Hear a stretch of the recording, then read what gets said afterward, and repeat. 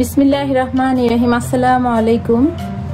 আজকে আমি যে রেসিপিটি করে দেখাবো তা হচ্ছে চিকেন নাগেট। তো চিকেন নাগেটের জন্য আমার লাগবে এখানে 600 গ্রাম চিকেন কিমা নিয়েছি। এখানে নিয়েছি 2 টেবিল চামচ কর্নফ্লাওয়ার, 2 টেবিল চামচ আটা, 2 টেবিল চামচ চিজ, 2 টেবিল চামচ রসুন বাটা, 1.5 টেবিল চামচ ব্ল্যাক পেপার, 1.5 টেবিল চামচ চিনি, 3 টেবিল চামচ মায়োনেজ, 2 টেবিল চামচ সয়া সস এবং সাথে আছে 2টা ডিম। তো চলুন শুরু করা যাক। প্রথমে আমি কিমাটা দিয়ে দিচ্ছি।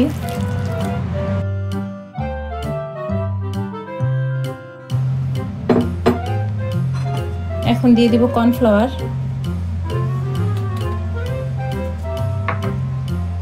দিয়ে দিব আটা, দিয়ে দিব চিজ,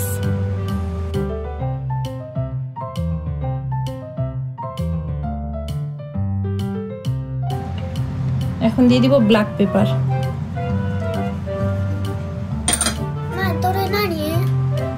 তোরে ব্ল্যাক পেপার। এখন দিয়ে দিব রসুন বাটা,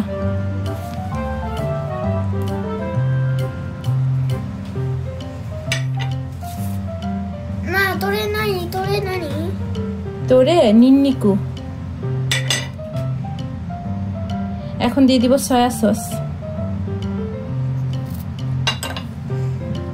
দিয়ে দিব সুগার মানে চিনি,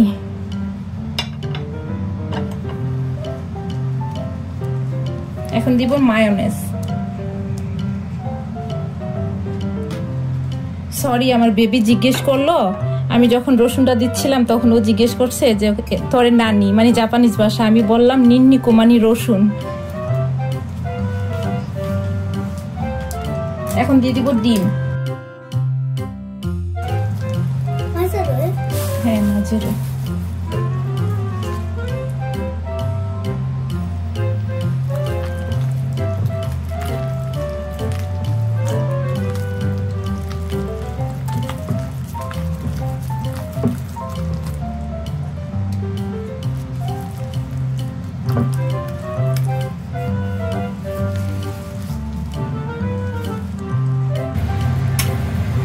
আমি এখন হাঁড়িতে তেল দিয়ে দিচ্ছি।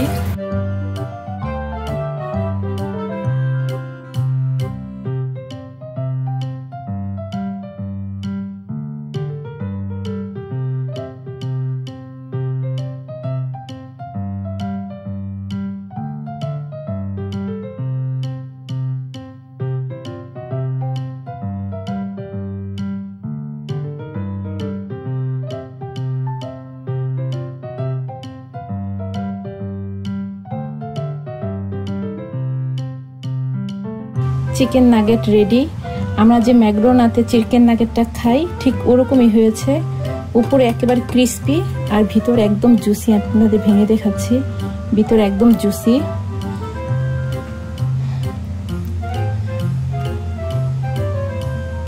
আপনারা চাইলে ডিপ ফ্রিজে রেখে অনেক দিন পর্যন্ত খেতে পারেন, বাচ্চাদের ভাতের সাথে দিতে পারেন, বাচ্চারা খুব পছন্দ করে খাবে। আশা করি আজকের রেসিপিটি আপনাদের ভালো লেগেছে। তো ভালো লাগলে অবশ্যই একটা লাইক দিয়ে যাবেন। ভালো থাকবেন।